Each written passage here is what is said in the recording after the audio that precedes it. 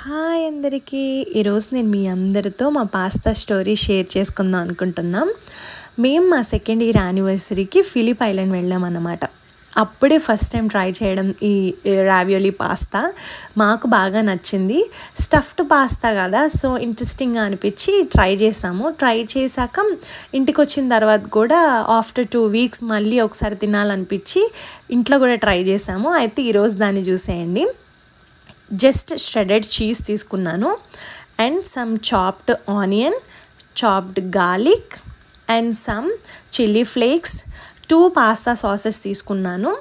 మాకు ఈ కాంబినేషన్ నచ్చింది, సెట్ అయింది కాబట్టి ఈ కాంబినేషన్ కంటిన్యూ చేస్తున్నాను నేను.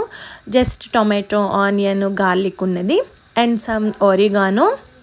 దాని తర్వాత extra virgin olive oil use చేసుకుంటే టేస్ట్ ఇంకా బాగుంటుందని చెప్పి ఎక్స్ట్రా వర్జిన్ ఆలివ్ ఆయిల్ ఏమో కొంచెం ప్యాన్లో అలా వేసాను. అది వేడెక్కిన తర్వాత చాప్డ్ గార్లిక్, చాప్డ్ ఆనియన్ ఇవన్నీ బాగా ఫ్రై అవ్వాలి. ఇవన్నీ బాగా ఫ్రై అయిన తర్వాత కొంచెం సాల్ట్ యాడ్ చేస్తున్నాను.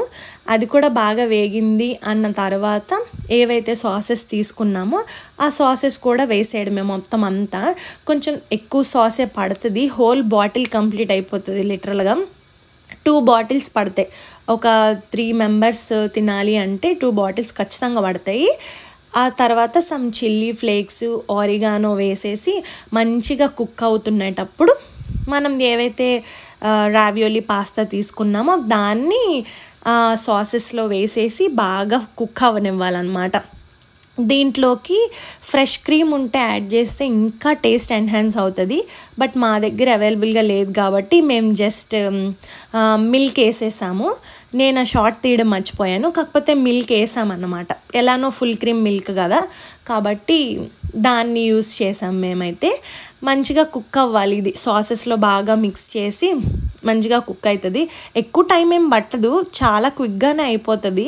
జస్ట్ ఈ కుక్ అవడంలోనే ఉంటుంది అంతే, ఇంకేం లేదు.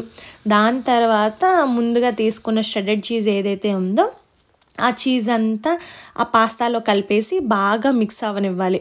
మెల్ట్ అవ్వాలి కదా చీజ్, అప్పుడే మనకి మంచి ఫ్లేవర్ వస్తుంది కదా. సో అలా మంచిగా మిక్స్ అవ్వనిచ్చి మనకి ఏదైనా లాస్ట్లో లీఫీ వెజిటేబుల్ ఉంటే వేసుకోవచ్చు. లీఫీ వెజిటేబుల్స్లో అన్నీ కాదు, ఓన్లీ పాలక్ వేస్తేనే బాగుంటుంది అన్నమాట. మేము కూడా ఒక స్లైస్ వేసాము.